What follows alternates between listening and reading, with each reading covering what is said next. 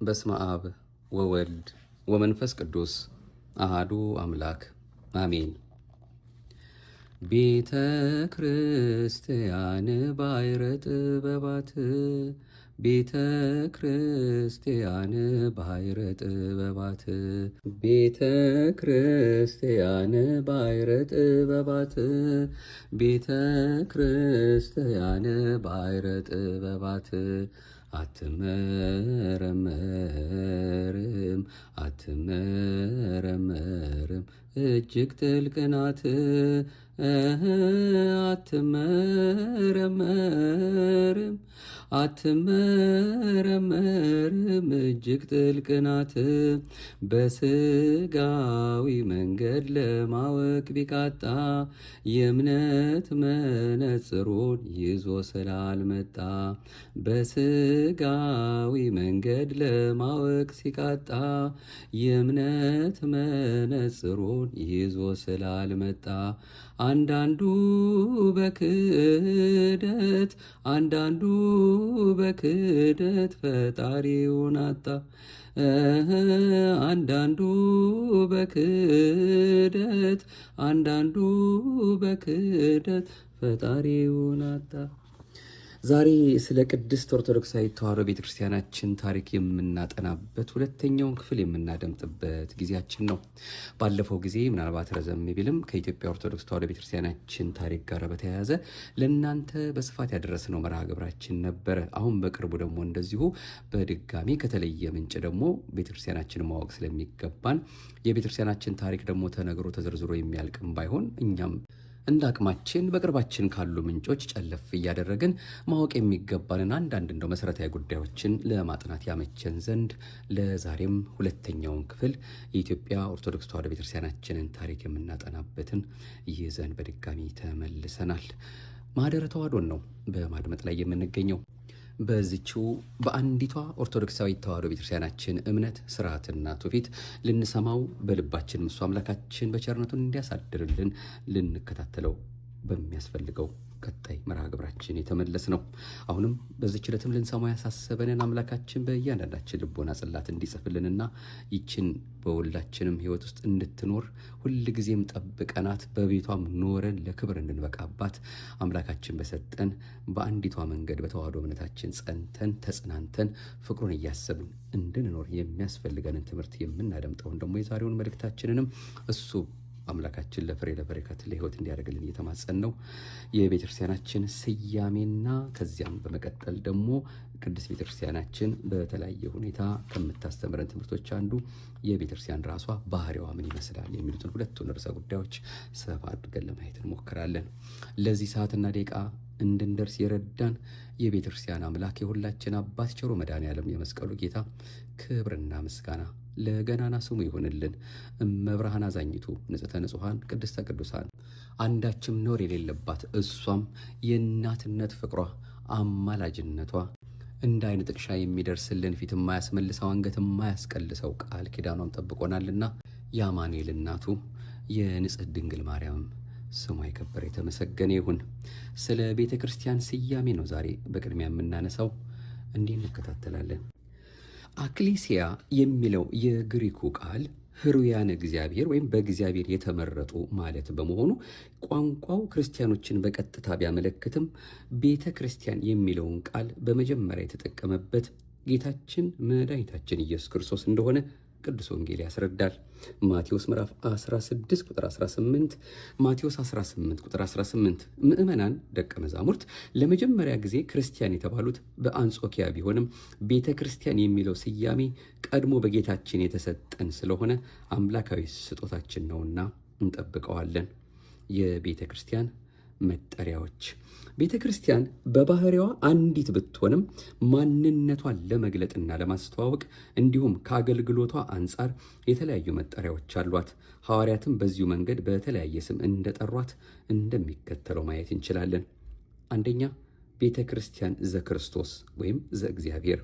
ቅዱስ ጳውሎስ በተለያዩ ቦታዎች ቤተ ክርስቲያንን ቤተ ክርስቲያን ዘክርስቶስ ወይም የክርስቶስ ቤተ ክርስቲያን፣ የእግዚአብሔር ቤተ ክርስቲያን እያለ ጠርቷታል።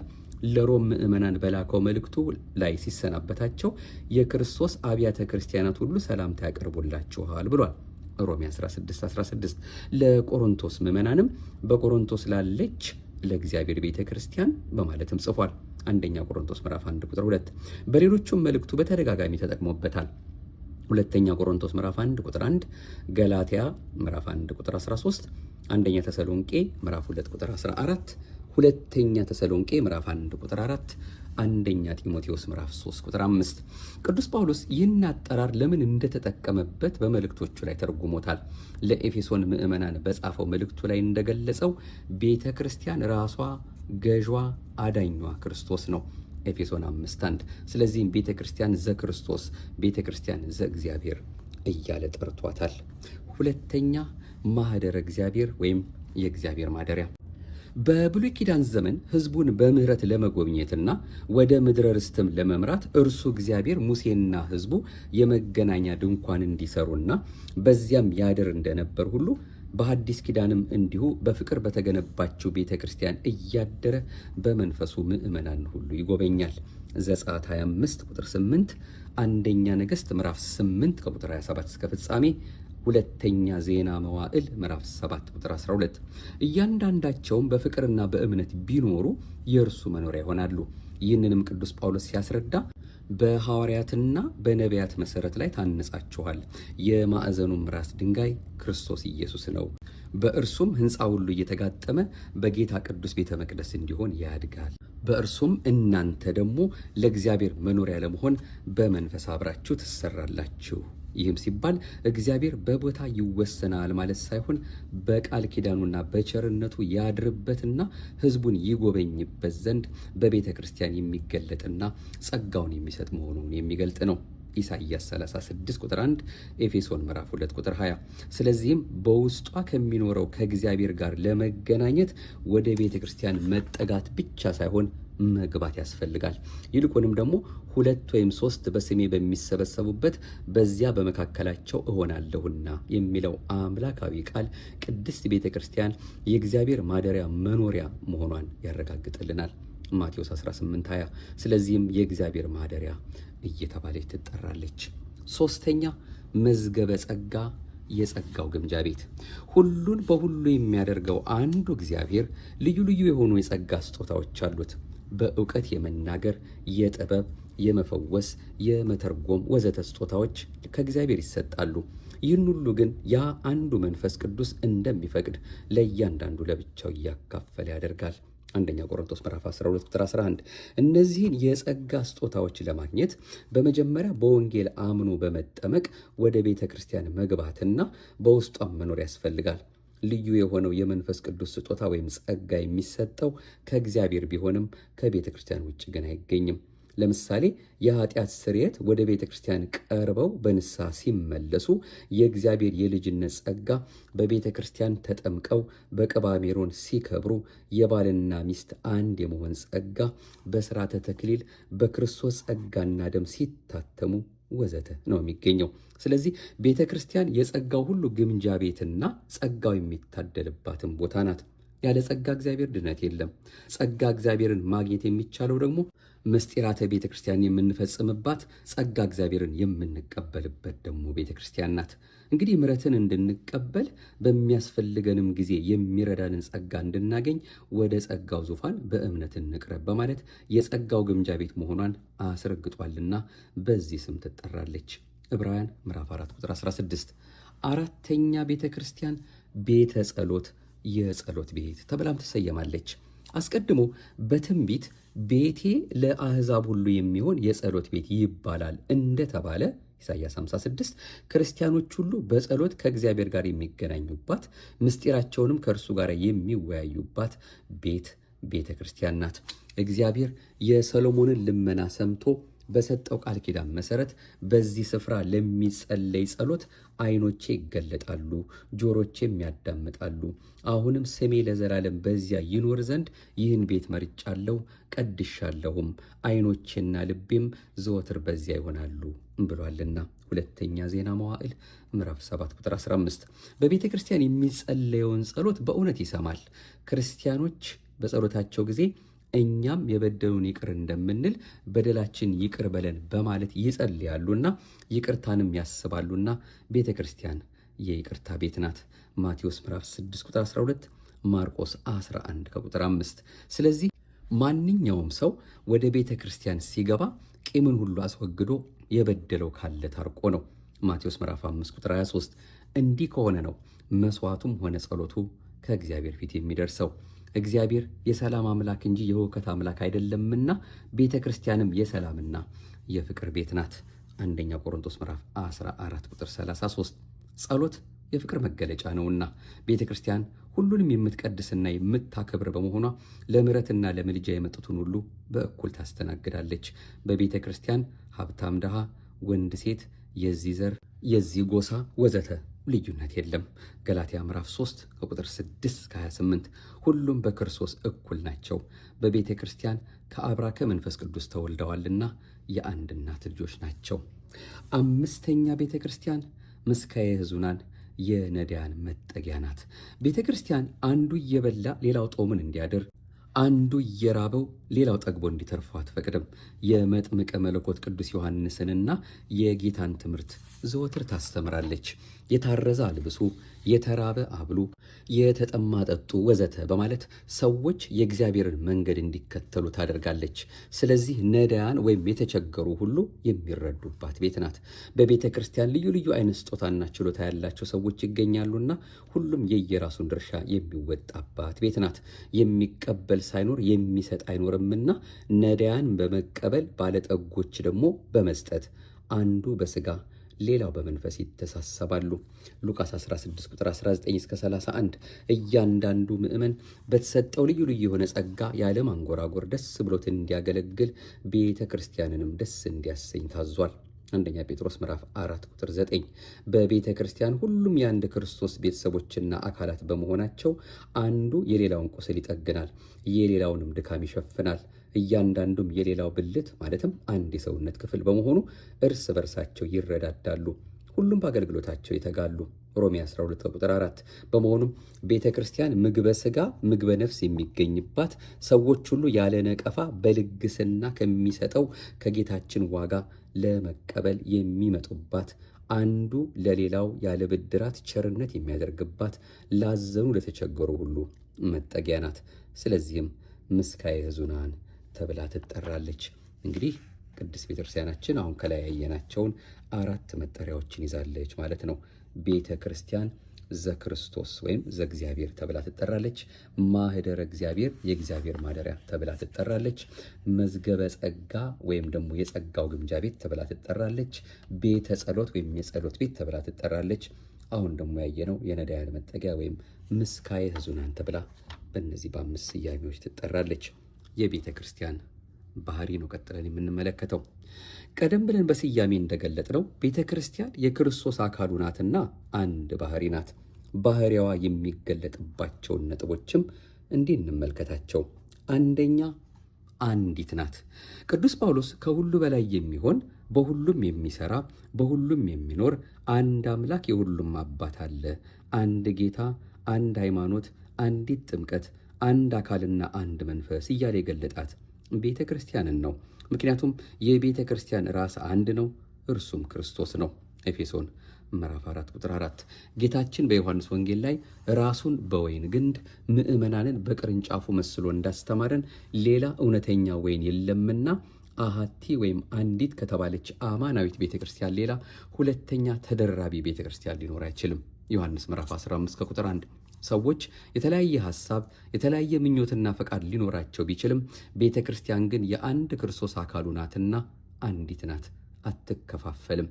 ከእምነቷ ከስርዓቷና ከትውፊቷ የወጣ ቢኖር እርሱ ይለያል ወይም ከቤተ ክርስቲያን ውጭ ይሆናል። አንድ ጊዜ ብቻ በክርስቶስ ደም የተመሰረተችና የጸናች ቤተ ክርስቲያን አንዱ ዘመን አልፎ ሌላ ዘመን፣ አንዱ ሰው አልፎ ሌላ ሰው ቢተካ በተለያዩ ቦታዎች በተለያዩ ሰዎች ስርዓቷን የጠበቁ የተለያዩ የህንፃ አሰራር ሁኔታ ቢኖርም አንዲት ናት። ሁለተኛ ቅድስት ቤተ ክርስቲያን ባህሪዋ ቅድስት ናት። እኔ ቅዱስ ነኝና እናንተም ቅዱሳን ሁኑ ተብሎ ስለተጻፈ የጠራችሁ ቅዱስ እንደሆነ እናንተ ደግሞ በኑሯችሁ ሁሉ ቅዱሳን ሁኑ በማለት የጌታ ደቀ መዛሙርት ባስተማሩት መሰረት አንደኛ ጴጥሮስ ምዕራፍ 1 ቁጥር 15 ቤተ ክርስቲያን የተቀደሰ ሥራ የሚሰራባት በውስጧም የሚገቡትና የሚኖሩት ሁሉ በየጊዜው ራሳቸውን የሚቀድሱባት ቤት ናት። ቤተ ክርስቲያን ቅዱስ በሆነው በክርስቶስ ደም የተቀደሰች ስለሆነች ቅድስት ናት። የሐዋርያት ሥራ ምዕራፍ 20 ቁጥር 28፣ አንደኛ ቆሮንቶስ ምዕራፍ 6 ቁጥር 19።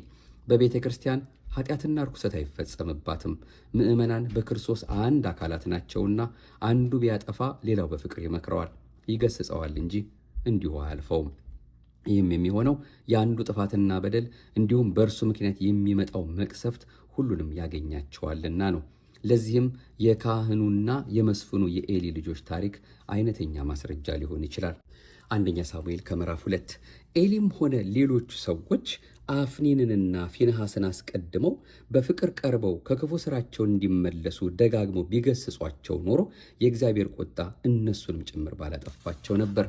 ቤተ ክርስቲያንን ቅድስት የሚያሰኛት ዋናው ነገር ግን በደመ ክርስቶስ መመሰረቷ ብቻ ሳይሆን አካሉ ናትና ሁልጊዜ በእርሱ ቅድስና ትቀደሳለች። ስለዚህም ቅድስት ናት። ኤፌሶን ምዕራፍ 5 ቁጥር 26። ሶስተኛ ቅድስት ቤተ ክርስቲያን ኩላዊት ወይም የሁሉ ናት።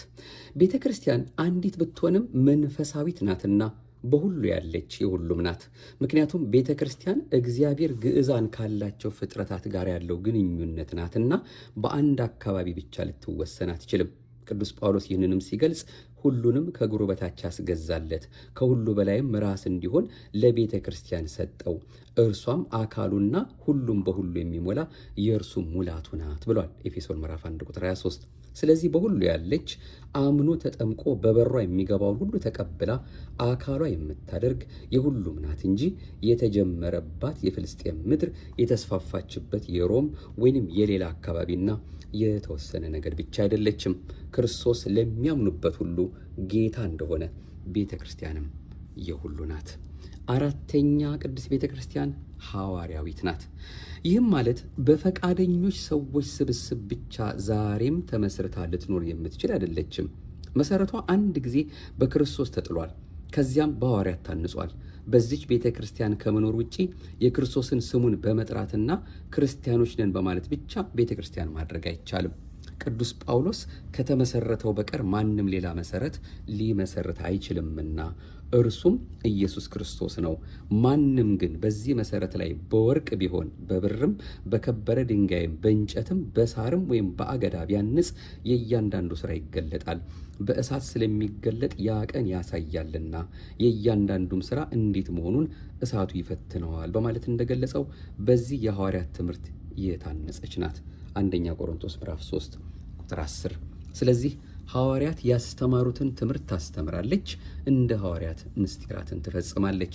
ሐዋርያት የተቀበሉትንና የእነርሱ የሆነውን ቅዱስ ትውፊት ተቀብላ ትሰራበታለች እንጂ አዲስ ነገር ፈጥራ ራሷን ከግንዱ የምትለይ ቅርንጫፍ አትሆንም።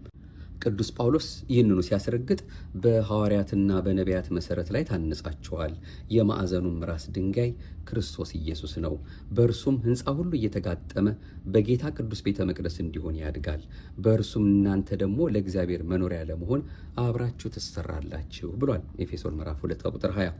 እንደ ሐዋርያት የምታስተምር እንደ እነርሱም የተለየ ወይም ቅዱስ ስብስብ ሲኖዶስ ያላት በዚህም ስርዓት የምትመራ በእነርሱ የስርዓት መሰረት ላይ የታነጸች ስለሆነች ሐዋርያዊት ናት። በአጠቃላይ በየቋንቋው የተለያየ አጠራር ቢኖረውም ቤተ ክርስቲያን ማለት ራሷ ክርስቶስ የሆነ አንዲት ዓለም አቀፋዊትና መንፈሳዊት አካል የዘላለማዊቷ የእግዚአብሔር መንግስት ምሳሌ የሆነች መንፈሳዊ አንድነት ናት። ስለዚህ ቤተ ክርስቲያን የምድራውያንና የሰማያውያን በአካለ ሥጋና በአካለ ነፍስ ያሉ ግዕዛን ያላቸው ፍጥረታት አንድነት ናት። እነዚህ ሁሉ ስብሐተ እግዚአብሔር በማድረስ አምልኮተ እግዚአብሔር በመፈጸምና ከእግዚአብሔር ጋር በሚያደርጉት ግንኙነት አንድነታቸው ይታወቃል፣ ይገለጻል። ይህ የሚታወቅ ዘንድ ጌታ በተወለደባት ሌሊት መላእክት ከሰዎች ጋር በአንድነት ዘምረዋል። በደብረ ታቦርም በአካለ ነፍስ ካሉት ሙሴ፣ በብሔረ ሕያዋን ሳይሞቱ ተሰውረው ካሉት ኤልያስ፣ እንዲሁም በአካለ ሥጋ ካሉት ደግሞ ቅዱስ ጴጥሮስ፣ ቅዱስ ያዕቆብና ቅዱስ ዮሐንስ በአንድነት ከጌታ ጋር ተነጋግረዋል። ቤተ ክርስቲያን በሰማይም በምድርም ያለች ናት። ራዕየ ዮሐንስ ምዕራፍ 5 ቁጥር 9። ስለዚህም ነው ሕያዋን ይስእሉ በእንተ ሙታን ወሙታን ይስእሉ በእንተ ሕያዋን። ሕያዋን ለሙታን ይጸልያሉ፣ ሙታንም ለሕያዋን ይለምናሉ የተባለው መጽሐፈ ሄኖክ ምዕራፍ 12 ከቁጥር 33።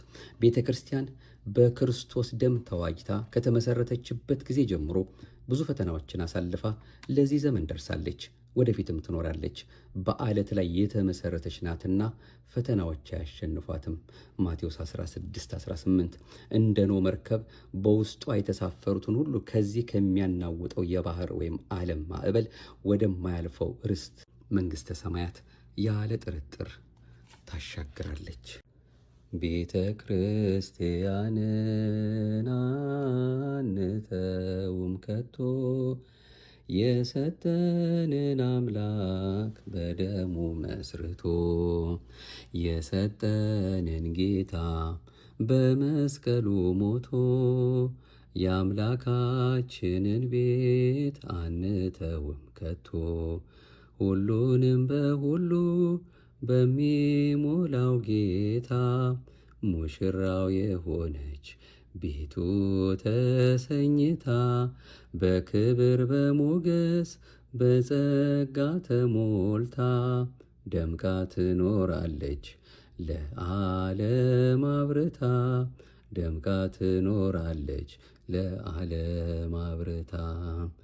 ቤተ ክርስቲያንን አንተውም ከቶ የሰጠንን አምላክ በደሙ መስርቶ የሰጠንን ጌታ በመስቀሉ ሞቶ የአምላካችንን ቤት አንተውም ከቶ። ዲያብሎስ ቢጨርስ ቀስቶቹን በሙሉ ወጥመድ ቢዘረጋ በጉዟችን ሁሉ እንሻገራለን የአምላክን ስም ጠርተን አንዳች አይነካንም እርሱን ተጠግተን አንዳች አይነካንም እርሱን ተጠግተን። ቤተ ክርስቲያንን አንተውም ከቶ የሰጠንን አምላክ በደሙ መስርቶ የሰጠንን ጌታ በመስቀሉ ሞቶ የአምላካችንን ቤት አንተውም ከቶ። ቤተ ክርስቲያንን አንተውም ከቶ እያላችሁ እናንተ ዜማውን ከትክክለኛው ከዘማሪዎቹ ጋር አብራችሁ ይህንኑ የተነጋገርንበትን የበለጠ ልታዳብሩት ትችላላችሁ። እንደ በረከት ያህል ነው መቼስ እንደ እግዚአብሔር ፈቃድ ጉዳያችንን የሚያጠናክርልን ስለሆነ በዝማሬ መርሃ ግብራችን ለመጠቅለል የሞከር ነው። አሁንም አምላካችን የደግነት ባለቤት እሱ በቸርነቱ ለዚህ ሰዓትና ደቂቃ አድርሶ በዚህ መልኩ እንድንሰማ ስለ ቅድስት ቤተክርስቲያናችን ታሪክ ከብዙ በጥቂቱ ደግሞ በዚህ ሁኔታ እንድናውቅ ስለረዳን ጊዜውን ስለሰጠን ክብርና ምስጋና ለገናና ስሙ ይሁን። መቼስ የቅድስት ቤተክርስቲያናችንን ታሪክ በተለያዩ አባቶቻችን ተጽፎ ሁላችንም የምናውቀው ነው። በተለየ መልኩ ደግሞ የኢትዮጵያ ቤተክርስቲያን ታሪክ በኢትዮጵያና እንደገና በዓለም መድረክ በሚለው በአባ ጎርጎርዮስ የተጻፈውን በብፁዕ አባታችን ተጽፎ የነበረው መጽሐፍ ብዙዎቻችን እናውቀዋለን። ከዚያም ምንጭ አድርገን ወደፊት የምናመጣው ነገር ይኖረናል። እግዚአብሔር አምላካችን በዚህ መልኩ መቼስ መጽሐፍቶች እንኳ ቤታችን ኖረው ሁልጊዜም እንደምንለው ነው ቤታችን ኖረው እንኳን ገለጥ አድርገን ለማንበብ ወይ ጊዜው አይኖረንም፣ ወይ መፈለጉ መሻቱ አይኖረንም፣ ወይ ደግሞ ብዙ ጊዜ እኛ የምንፈልገው ከጸሎት ጋር በተያያዘ ማህበራዊ ህይወታችን፣ መንፈሳዊ ህይወታችን፣ ክርስቲያናዊ ህይወታችን የሚዳስስ እንጂ ቅድስት ቤተክርስቲያናችንን እና መሰረታዊ የሆነ ቅድስት ቤተክርስቲያኖች ትምህርቶቻችን ማለት ነው አስተምሮችን ለመስማት ብዙም አንደፋፈርም፣ ብዙም አንገፋፋም፣ ብዙም ፍላጎትም አናሳይምና መሰረታዊ የሆነውን የቅድስት ቤተክርስቲያናችንን ትምህርት ጌታችን ማን ነው? ቅድስት ቤተክርስቲያናችን ማን ብላ ነው የምትጠራው የምታመልከው? እመቤታችን ቅድስት ድንግል ማርያም ማናት? የተሰጣት ጸጋና ክብርስ እናውቀዋለን ወይ? የቅዱሳንስ ምልጃና ተራዳይነት በምን መልኩ ይገለጣል? ቅዱሳን ስንል እንግዲህ ቅዱሳን መላእክት፣ ጻድቃን፣ ሰማዕታት፣ ሐዋርያት፣ ነቢያት እሱ የመረጣቸው ያከበራቸው እነዚህን ሁሉ ጠቅለል ባለ ሁኔታ ለማለት ነውና እያንዳንዳቸው የራሳቸው የሆነ እግዚአብሔር አምላካችን በቤተክርስቲያናችን ስንመላለስ የሚያስተምረን ትምህርቶች አሉና እነዚህን መሰረታዊ የሆኑ ነገሮችን መስማታችን ሌሎች ጉዳዮቻችንን ሁሉ የሚያስርልን፣ እነዚህን ነገሮች ስንሰማ ፈተናዎቻችን ሁሉ የሚርቁበት እንደሆነ በአንድ መልኩ ማሰብ እንዳለብን እንደው ቀጥተኛ ትምህርት ሳይሆን እንደው በዚህ መልኩም እንኳ አምላካችን እንደሚያስተምረን ነው እንጂ እንደው አንዳንዴ ፈተና እንዲህ ነውና በዚህ መልኩ ተወጣው የሚል ሳይሆን ይሄንን ስንሰማ የኛን ፈተና የሚያውቅ የቅዱሳን አምላክ ደግሞ ፈተና የሆነብንን ነገር የደከምንበትን የሰነፍንበትን ነገር ሁሉ እሱ ባወቀ ያስተካክለዋልና እንዳንሰላች በእንዲህ አይነት መሰረታዊ ትምህርቶች ጉዳይ ስንሰማ እንዳንሰላች እንደው ጠቆም ለማድረግ ያህል ነው። ብዙ ጊዜ መርሃ ግብራችን ወደ እናንተ ስናደርስ እኛም ለውጡን ስለምናየው ነውና በዚህ መልኩ አምላካችን አሁንም የሚነግረንን ልብ ብለን በልባችን ጽላት ላይም እንዲጽፍልን እየተማጸን ለልቤ ልብ ስጥልኝ፣ አንተን የማውቅበትን አቅሙን ማስተዋሉን ጥበቡን ስጠኝ እያል መስማት መከታተል እንዳለብን አሁንም ይህንን ሁኔታ ለእናንተ በአጽንኦት ለማድረስ እንሞክራለን።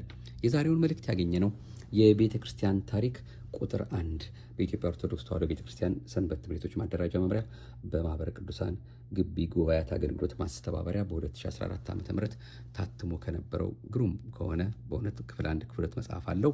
አጠር ባለ መልኩ የተጻፈ ሆኖ ግን እጅግ በጣም በርካታ ሚስጥራትና መልእክቶች የያዘ ነው።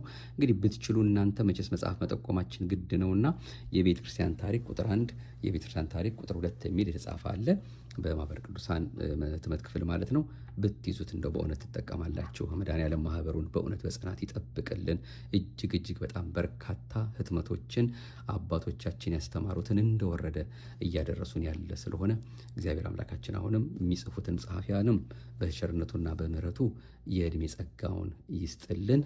የሕይወትን ቃል ያሰማልን፣ አጽንቶ ይጠብቅልን። ማኅበሩንም አምላካችን በቸርነቱ አሁንም ከፈተና ይጠብቅልን፣ አጽንቶም ይጠብቅልን። አሜን። ይቆየን። ለዛሬ በዚህ መልኩ ነው እንግዲህ የኢትዮጵያ ኦርቶዶክስ ተዋሕዶ ቤተክርስቲያናችን ታሪክ ክፍል 2 ያደመጥነው። ክፍል 3 ክፍል 4 እያልን ወደፊት እንቀጥላለን። በነገራችን ላይ በድጋሚ ለማስታወስ የእመቤታችን የቅድስት ድንግል ማርያም መታሰቢያ የሆነው የፍልሰታን ጾም ስንቀበል 16ቱንም ቀን ምናልባት እንግዲህ በየቀኑም ሊሆን ይችላል፣ ምናልባትም አንዳንድ ቀንም እየዘለን ቢሆን በየዓመቱ ያስለመድነው ስለሆነ ነው። የእመቤታችንን ጉዳይ ብቻ የሚያጠይቁ መርሃ ግብሮችን ነው የምናደምጠው። ስለዚህ ጾሙ ሊገባ እንግዲህ 1 ሳምንት ገደማ ነው የቀረው። ከዛ ስንጀምር እንግዲህ የእሷን የእመቤታችንን ጉዳይ የሚያሳስቡ ከሰዓታቱም ከክብሯም ከድንግልናዋ ከንጽህናዋ በአጠቃላይ ስለ እሷ መስማት የሚገባንን መቼስ ባንጨርሰውም ትንሽ እንኳን ለመካፈል ያህል 16ቱንም ቀን ጾሙ ተጀምሮ እስኪያልቅ ድረስ የምናደርሳችሁ ከእሷ ጋር የተያዘውን ብቻ ይሆናል ከተለያዩ ምንጮች እየጠቀስና ይህንን እንደው ለማስታወስ ያህል ነው። ወፌ ሰንብታ ብለን እንጀምርና ማለት ነው። እግዚአብሔር አምላካችን ለዛ ደግሞ ያዘጋጀን እሱ በቸርነቱ ጠብቆ በይቅርታውና በደግነቱ ጎብኝቶ ለዚያ መታሰቢያ ለሆነው ለእሷ ሐዋርያት ጾሞ ለበረከት ላገኙበት ጾም በሰላም ያደርሰን። ከዚያ በማስቀደም ግን ሌሎች የምናደርሳችሁ መርሃ ግብሮች ይኖሩናል።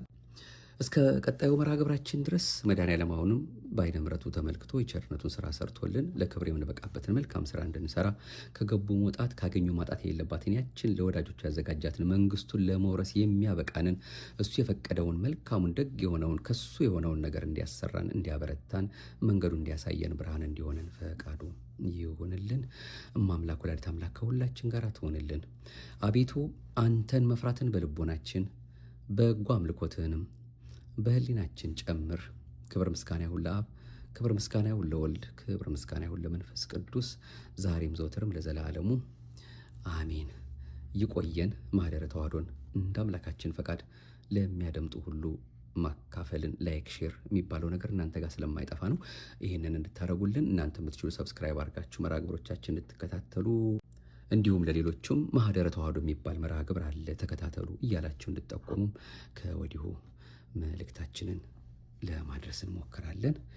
ይቆየን። የቀጠሮ ሰዎች ይበለን። ሀገራችን ኢትዮጵያን መድኃኔዓለም የቸርነቱን ስራ ሰርቶ አሁንም እሱን የምትጠራ የምትማጸን ቅድስት ቤተ ክርስቲያናችንን እሱ ያውቃታልና ከፈተና ሁሉ እንዲጠብቅልን ስለ ቅድስት ቤተ ክርስቲያናችን ሲል ስለ አባቶቻችን ስለ ደጋጎቹ አባቶች ጸሎትና ልመና ቃል ኪዳን ሲል ሕዝባችንን ከዓይነ ሞት እንዲሰውርልን ደጉን መልካሙን እንዲያቀርብልን የኔንም የእናንተንም መጨረሻ የሁላችን አባት ቸሩ መድኃኔዓለም አንዱ የድንግል ማርያም ልጅ አምላከ ቅዱሳን አምላከ ጻድቃን አምላከ ሰማዕታት አምላከ ሐዋርያት አምላከ ነቢያት አምላከ ሕፃናት አምላከ አበው ቀደምት አምላከ መነኮሳት አምላከ ደናግላን እንዲያሳምርልንና ፍቅሩን ሁሉ ጊዜም ለማሰብ እንዲያበቃን ፈቃዱ ይሆንልን። አሜን። ይቆየን። የቀጠሮ ሰዎች ይበለን።